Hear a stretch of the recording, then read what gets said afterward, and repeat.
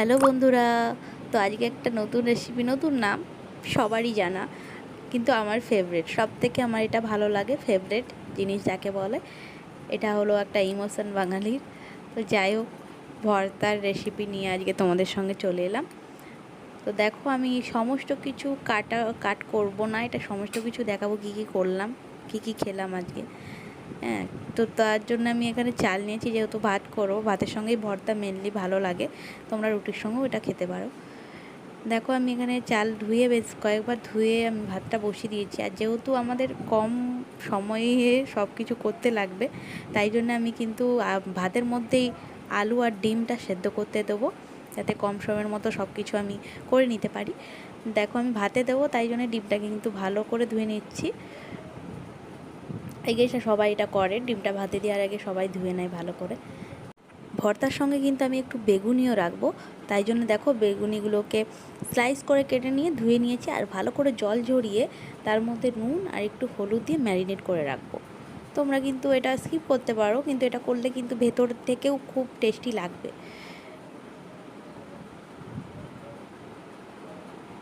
তোমরা কিন্তু আমাকে সাপোর্ট করো, আমাকে কমেন্ট করে বলো যে তোমাদের কোন কোন রান্না লাগবে, আমি সেটা চেষ্টা করব করার জন্য, রেসিপি দেওয়ার জন্য।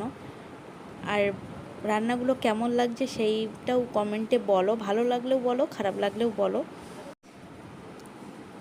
দেখো, আমি কিন্তু সব কিছু একটা পর একটা আমি গুছিয়ে নিই, কারণ এইভাবেই আমি রান্না করতে ভালোবাসি, গুছিয়ে নিয়ে তারপরে রান্না করব, তাহলে কিন্তু এতে তাড়াতাড়ি হয়ে যায়।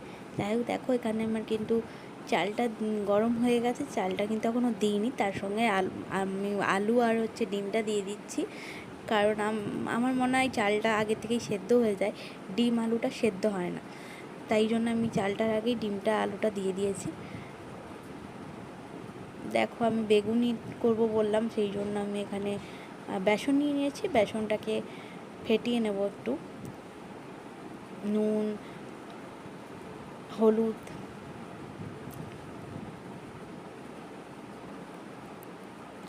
আর একটু দেব বেকিং সোডা।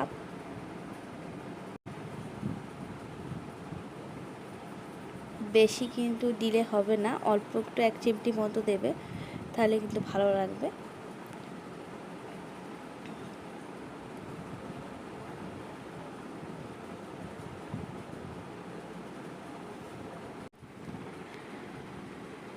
কে কোথা থেকে আমার রেসিপিটা দেখছো কমেন্টে বলো, আর আমার চ্যানেলটাকে সাবস্ক্রাইব আর লাইক করে দিও। দেখো, এখানে আমি ভালো করে এটা মিক্স করে নিলাম, করে তার মধ্যে জল দিয়ে এটা আমি ভালো করে ফেটিয়ে নেব। বেগুনি করার সময় একটু বেসনটাকে ফেটিয়ে না নিলে ভালো করে হয় না, ফোলে না ভালো করে। আমার কিন্তু একদম স্মুথলি পেস্ট হয়ে গেছে, পাতলাও নয় আবার খুব একটা গাঢ়ও রাখিনি, মিডিয়ামের মতোই রেখেছি। থিকনেসটা তোমাদের দিকে আমি দেখিয়ে দিয়েছি। তো দেখো, এবার আমার কিন্তু ভালো করে জলটা গরম হয়ে গেছে, আমি কিন্তু চালটা ধুয়ে রেখেছিলাম আগেই, সেটা দিয়ে দেবো।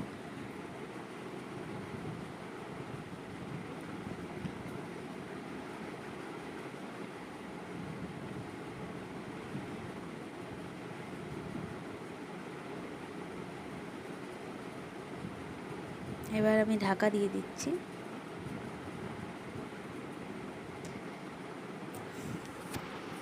এখানে বেসনটাও আমার মিক্স হয়ে গেছে, এর মধ্যে আমি কাঁচা লঙ্কা দেবো, তাই কাঁচা লঙ্কাগুলো একটু টুকরো টুকরো করে নিচ্ছি। ঝালটা যে যার মতো দেবে, আমি একটু বেশি ঝাল খাই, তাই বেশি ঝাল দিচ্ছি। আর দেবো ধনে পাতা।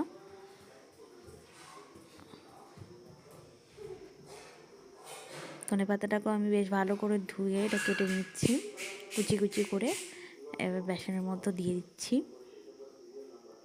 দিয়ে এটা ভালো করে মিক্স করব। এটা কিন্তু সব কিছু দেওয়ার পর বেশিক্ষণ ধরে এটা রাখা যাবে না, তাহলে কিন্তু আরও জল জল হয়ে যায়। আমি জাস্ট একটুখানি করার আগেই এটা 5 মিনিট আগেই করে নিয়েছিলাম, ভাজার 5 মিনিট আগে। তো আমি ডাল করছি, ভর্তার সঙ্গে কিছু লাগে না ঠিকই, কিন্তু আমি ডাল করছি আমার ছেলের জন্য। আর ডালটা করব পেঁয়াজ দিয়ে মুসুর ডাল, খুবই টেস্টি হয়।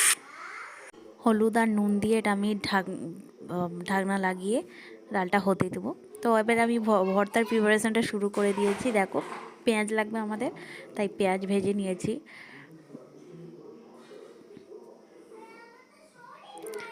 লাল লাল করে পেঁয়াজটা ভেজে নিয়েছি। ওই তেলেই আমি শুকনো লঙ্কা ভেজে নেব। ঝাল ঝাল হবে ব্যাপারটা, তাই আমি অনেকগুলো লঙ্কা দিয়েছি। এখানে তোমরা কাঁচা লঙ্কাও দিতে পারো, কিন্তু সত্যি কথা বলতে শুকনো লঙ্কা ভাজা দিলে কিন্তু খুবই টেস্ট আসে। তোমরা এখানে কাঁচা লঙ্কাও দিতে পারো। যাই হোক, এখানে আমি রসুন নিয়ে নিচ্ছি বেশ কয়েকটা, কারণ আমি সব ভর্তাতেই রসুন দেব। আর তোমরা নিরামিষ চাইলে নিরামিষও করতে পারো, শুধু পেঁয়াজ আর রসুনটা বাদ দিয়ে। আর আমি এখানে সাদা জিরে ভেজে নিচ্ছি। সাদা জিরেটা তোমরা স্কিপ করে যেতে পারো, কিন্তু দিলে খুবই টেস্টি হয়। আর যারা যারা খাও না তারা স্কিপ করো। যাই হোক, এখানে ভাজা হয়ে গেছে, আমি তুলে নেব। তোলাটা একটু ডিফিকাল্ট, কিন্তু আমি তুলে নেব আস্তে আস্তে করে। আর শুকনো লঙ্কা আমার ভাজা করে ওর মধ্যে আমি একটু নুন দিয়ে হাতে করে মেখে নিচ্ছি। নুন দিলে হাতে করে মাখাটা একটু ভালো হয়। জানি না কি হয়, কিন্তু আমি মাকে দেখেছি এরকম করে শুকনো লঙ্কা ভেজে মাখতে, তাই আমিও করি এটা।